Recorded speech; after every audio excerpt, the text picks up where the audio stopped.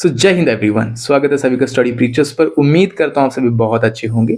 दोस्तों, स्वागत है आपका आज के इस वीडियो लेक्चर में। ये रहेगा वीडियो हमारा डेमो लेक्चर, और इस डेमो लेक्चर में मैं कोशिश करूंगा आपको कॉन्सेप्ट क्लैरिफाई करने की, जो कि है क्लास 9th के चैप्टर 2 ज्योग्राफी का, that is physical features of India. Right, कि फिजिकल फीचर्स आखिरकार होते क्या हैं और हम इसमें पर्टिकुलरली किन चीज़ों की जो है वो बात करने वाले हैं। टाइम की थोड़ी सी कमी रहेगी, वीडियो को छोटा रखेंगे, प्रिसाइज रखेंगे, लेकिन मैं पूरे चैप्टर का ओवरव्यू आपको इसमें दे दूंगा। एंड सबसे इंपॉर्टेंट चीज़ हम डिस्कस करने वाले हैं कि फिजिकल फीचर्स की फॉर्मेशन आखिरकार होती कैसे है, ये बनते कैसे हैं, क्या होते हैं physical features, and physiographic division. और फिजियोग्राफिक डिवीजन में भी हम बात करेंगे हिमालयाज के बारे में, हम बात करेंगे एंड हम बात करेंगे नॉर्दर्न प्लेन्स की फॉर्मेशन के बारे में, क्यों इतने इंपॉर्टेंट है। और इसके साथ साथ हम एक बहुत ही इंपॉर्टेंट एंड रेलिवेंट कॉन्सेप्ट इसमें डिस्कस करेंगे, जो कि इस चैप्टर के स्टार्टिंग में है, जो कि है आपकी प्लेट बाउंड्रीज। किस तरीके से जो है ये प्लेट बाउंड्रीज एक दूसरे के क्लोज आती है, कन्वर्जेंट क्या होता है, डाइवर्जेंट क्या होता है, ट्रांसफॉर्म क्या होता है, कंस्ट्रक्टिव क्या होता है, डिस्ट्रक्टिव क्या होता है। All these aspects and things we are going to discuss in this simple short and precise video lecture. दोस्तों, तो शुरू करते हैं हम। सबसे पहले सवाल उठता है कि फिजिकल फीचर्स आखिरकार होते क्या हैं। देखो, हम देखते हैं कि हमारी कंट्री में हम जब इसका भूगोल पढ़ते हैं तो हम क्या देखते हैं कि हिमालयाज की फॉर्मेशन कैसे हुई, यहाँ पे प्लेन्स कहाँ पे बने हुए हैं, नीचे का जो वी शेप है एरिया लैंड मास जो तीन तरफ से पानी से घिरा है उसे पेनिसुलर प्लेट्यू बोलते हैं, वो कैसे बना। फिर हमारा नॉर्थ ईस्ट की स्टेट्स कैसी हैं, वहाँ पे फिजियोग्राफी कैसी है। ये सारी की सारी हमारी क्या है, फिजिकल फीचर्स हैं। ईस्टर्न आपकी ईस्ट और वेस्ट आपके कोस्टल प्लेन्स जो है आते हैं हमारे पास, या फिर आप कहते हो कि वेस्टर्न घाट, ईस्टर्न घाट, वो सब चीजें हमारी फिजिकल फीचर्स में आती हैं दोस्तों। ठीक है, तो फिजिकल सबसे पहले फॉर्मेशन ऑफ फिजिकल फीचर्स। अब इसमें डिस्कस करते हैं बनते कैसे। देखो, इस बात को समझाने के लिए मैंने आपके सामने क्या रखा हुआ है, यहाँ पे रखी हुई है एक प्लेट का डायग्राम है। ये देखो, यहाँ पे देख सकते हो यूरेशियन प्लेट है, बहुत बड़ी प्लेट है। ये ऑस्ट्रेलियन प्लेट है, ये इंडियन प्लेट है, ये अफ्रीकन प्लेट है, सोमाली प्लेट है, अरेबियन प्लेट है, नॉर्थ अमेरिकन प्लेट है, साउथ अमेरिकन प्लेट है। छोटी छोटी प्लेट्स आती हैं जैसे कैरिबियन, नाजक्का प्लेट, पैसिफिक प्लेट। अब देखो, यहाँ पे देख सकते हो, इसमें से कुछ दोस्तों आपकी आती हैं, आप अगर आप ध्यान से देखोगे, कुछ इसमें आती हैं दोस्तों कॉन्टिनेंटल प्लेट्स। क्या आती हैं? Continental plates. कुछ आती हैं ओशियनिक प्लेट्स। क्या आती हैं? Oceanic plates. दोनों में डिफरेंस क्या होता है? कॉन्टिनेंटल कौन सी होती हैं? जो लैंड मास वाली हैं। ओशियनिक कौन सी हैं? जो कि ओशन में है, जो वाटर वाली साइड में है। ठीक है, समुद्र जो ओशन है हमारे वहां पे, तो वो ओशियनिक प्लेट्स आती हैं। तो कब किस तरीके से बनती है? अब देखो, ये प्लेट्स क्या होता है, ये एक सेमी लिक्विड फ्लूइड के ऊपर जो है वो एस्टेब्लिश्ड है। क्या बोलोगे आप? Semi liquid fluid. अब सेमी लिक्विड फ्लूइड के ऊपर जब ये बनेगी कोई चीज, तो आपसे एक कॉमन सा सवाल पूछा जाएगा, क्या ये ज्यादा स्टेबल होंगी? नहीं। किसी भी चीज की स्टेबिलिटी अगर ज्यादा करनी है तो उसके लिए क्या चाहिए? हमें नीचे एक सॉलिड बेस चाहिए, लेकिन इसमें तो क्या है, लिक्विड बेस है। तो यस, ये जो होती हैं इसी कारण ये क्या हो जाती हैं, अनस्टेबल रहती हैं। अनस्टेबल रहेंगी तो आप बोलोगे सर अनस्टेबल रहेंगी तो इनमें क्या रहेगी? मूवमेंट रहेगी। मूवमेंट रहेगी तो क्या करेंगी? ये एक जगह से दूसरी जगह पे जाएंगे, एक दूसरे से टकराने की पॉसिबिलिटी भी क्रिएट हो जाएगी। जब एक दूसरे से कॉलिजन होगा, क्या होगा दोस्तों? कॉलिजन होगा तो क्या होगा? उससे कुछ ना कुछ जो है वो फॉर्मेशन भी हो सकती है। आप बोलोगे सर डिस्ट्रक्शन भी हो सकती है, राइट? डिस्ट्रक्शन भी हो सकती है। आप बोलोगे सर अर्थक्वेक्स भी आ सकते हैं। यस, बिल्कुल आ सकते हैं। ये सारी पॉसिबिलिटीज जो वो इसमें रह सकते हैं। ठीक है दोस्तों, चलो अब होता क्या है कि अब ये दो तीन प्रकार से होती हैं। नंबर 1 जो हमारी आती हैं वो आती हैं कंस्ट्रक्टिव। ठीक है, कंस्ट्रक्टिव प्लेट बाउंड्रीज इन्हें हम कहते हैं। मैं थोड़ा शॉर्ट में लिखने की कोशिश कर रहा हूं यहाँ पे, या हम इनको क्या बोलते हैं? हम कहते हैं कॉन्वर्जेंट। सॉरी, एक सेकंड, यहाँ पे कंस्ट्रक्टिव, इसको हम थोड़ा सा मिटा देंगे। ठीक है, जो हमारी कन्वर्जेंट आती हैं उन्हें हम क्या बोलते हैं? डिस्ट्रक्टिव बोलते हैं। मैं समझाता हूं क्यों डिस्ट्रक्टिव बोलते हैं। ठीक है, अब जैसे क्या होती हैं ये, जब दो प्लेट्स, जैसे लेट सपोज ये एक प्लेट है और दूसरी प्लेट क्या है? ये वाली प्लेट है, एक ये प्लेट है। कंस्ट्रक्टिव में क्या होगा, सॉरी डिस्ट्रक्टिव में क्या होगा, ये कन्वर्जेंट में क्या होगा? ये दोनों आपस में की तरफ, एक दूसरे की तरफ आने की कोशिश करेंगी। जब एक दूसरे की तरफ आएंगी तो इनमें से जो डेंस प्लेट होगी, क्या होगी, जो डेंस प्लेट होगी जिसकी क्या होगी, डेंसिटी ज्यादा होगी, आप बोलोगे जिसकी डेंसिटी ज्यादा होगी, ठीक है। वो ओशियनिक भी हो सकती है, वो कॉन्टिनेंटल भी हो सकती है। तो याद रखोगे ये जो कन्वर्जेंस होती है ना, ये ओशियनिक ओशियनिक में भी हो सकती है, ठीक है, ये ओशियनिक कॉन्टिनेंटल में भी हो सकती है।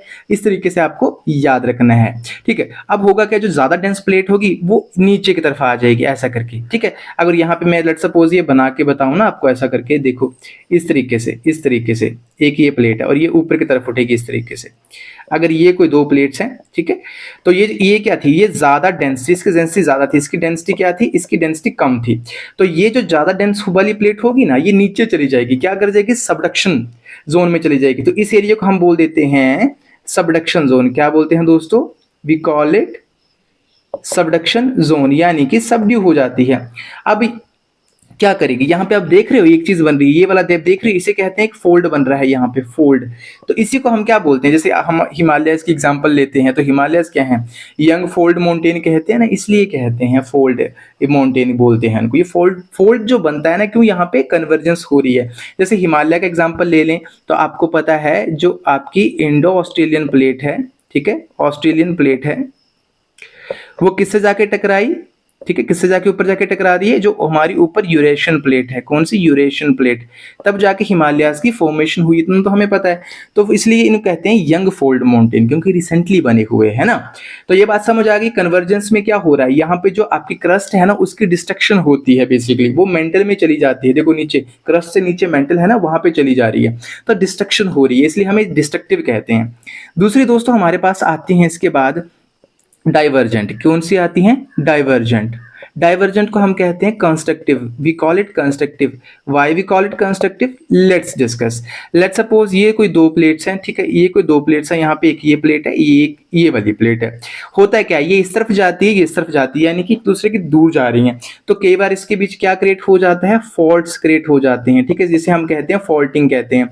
फॉल्ट्स आपके पास यहाँ पे क्रिएट हो गए, ठीक है। अब जैसे कह सकते हो आप ईस्ट अफ्रीकन रिफ्ट वैली, ठीक है, east African rift valley, world की जो लार्जेस्ट रिफ्ट वैली है ना, ये किससे बनी है, ये आपकी कंस्ट्रक्ट यानी डाइवर्जेंट प्लेट बाउंड्री से ही बनी हुई है, ठीक है। तो ये एग्जांपल आपको दे दिए, ये पता चल गया, इसमें दूर जा रही है तो एक नई क्रस्ट की फॉर्मेशन होती है, नया सरफेस बन रहा है, ठीक है, इतना समझोगे, इसलिए बोलते हैं कि नई कंस्ट्रक्शन हो रही है, नई चीजें बन रही हैं। तीसरी हमारे पास आती है ट्रांसफॉर्म। कौन सी आती है दोस्तों, ट्रांसफॉर्म। ट्रांसफॉर्म में क्या होता है, जैसे लेट्स सपोज एक ये वाली हमारे पास प्लेट आ गई, दूसरी दोस्तों ये वाली प्लेट आ गई, ठीक है, यहाँ पे देखो ये वाली आ गई। या ऐसा मैं क्यों बना रहा हूँ, क्योंकि इसमें होता क्या है कि एक इस तरफ आती है, एक इस तरफ आती है, यानी कि स्लाइड करने के चांसेस ज्यादा होते हैं। कोलाइड देखो इस तरह से जुड़ेंगे ना, तो एक ऐसे चली जाएगी, एक ऐसी हो जाएगी, ठीक है। अब आपने देखा जब भी कोई चीज इस तरीके से एक दूसरे के साथ जुड़ेगी तो क्या होगा, फ्रिक्शन क्रिएट होगा, वहां पे फ्रिक्शन क्रिएट होगा तो क्या होगा, यहाँ पे अर्थक्वेक आने की पॉसिबिलिटीज इनके ऊपर ज्यादा होती हैं। जैसे रिसेंटली कुछ टाइम पहले 2022 के आसपास तुर्की में जो आया वो इन्हीं की वजह से आया था, ट्रांसफॉर्म प्लेट बाउंड्रीज की वजह से ही वो अर्थक्वेक आया था। आई होप इतना कॉन्सेप्ट आपको ये वाला तो क्लियर हो गया कि अच्छा ये चीजें क्या होती हैं।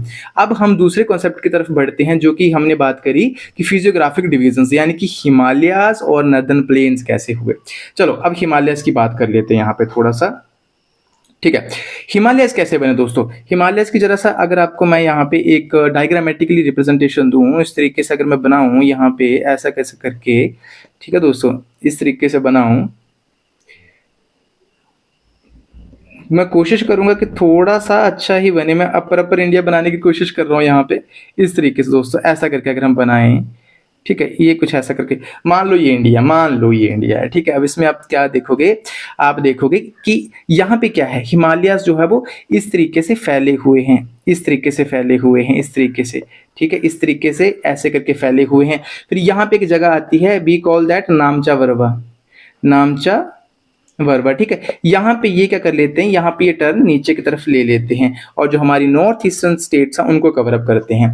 और यहाँ पे दोस्तों इसका नाम क्या आ जाता है, here we call it Purvanchal. क्या बोलते हैं इसको, पूर्वांचल, या नॉर्थ ईस्टर्न हिमालय बोलते हैं। क्या बोलते हैं, नॉर्थ ईस्टर्न हिमालय, जिसमें क्या आता है आपके वेरियस आते हैं, जैसे कि पातकाई हिल्स, स्टेट्स के नाम के ऊपर नाम है, पातकाई आ गया, फिर जैसे नागा हिल्स आ गया, ठीक है, नागा हिल्स आ गया, मीजो हिल्स आ गया, फिर आपके ये सब आते हैं यहाँ पे बेसिकली।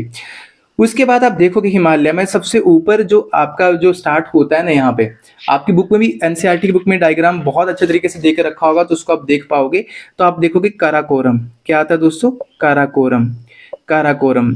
काराकोरम के बाद आप देखोगे फिर आता है लद्दाख, ठीक है, कौन आता है दोस्तों, लद्दाख, काराकोरम, लद्दाख, एंड देन हम फिर एक आती है, इसके बीच एक और आती है, इसे हम बोलते हैं Zanskar, we call it Zanskar.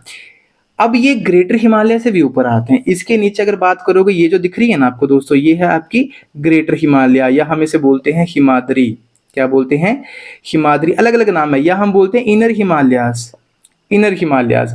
इसके बाहर दोस्तों जो आती है ना, ये जो आपके पास चलती है, ये चलती है, इसे हम बोल देते हैं mid Himalaya, what we call it, mid Himalaya, या हम बोल देते हैं लेसर हिमालय, या हम बोल देते हैं हिमाचल हिमालय। ये नाम हिमाचल के ऊपर नाम बना हुआ है। और सबसे जो बाहरी आती है ना दोस्तों, वो आती है आपकी Shivalik, we call it Shivalik, ठीक है, शिवालिक रेंज बोलते हैं, या आउटर भी बोल देते हैं, ठीक है।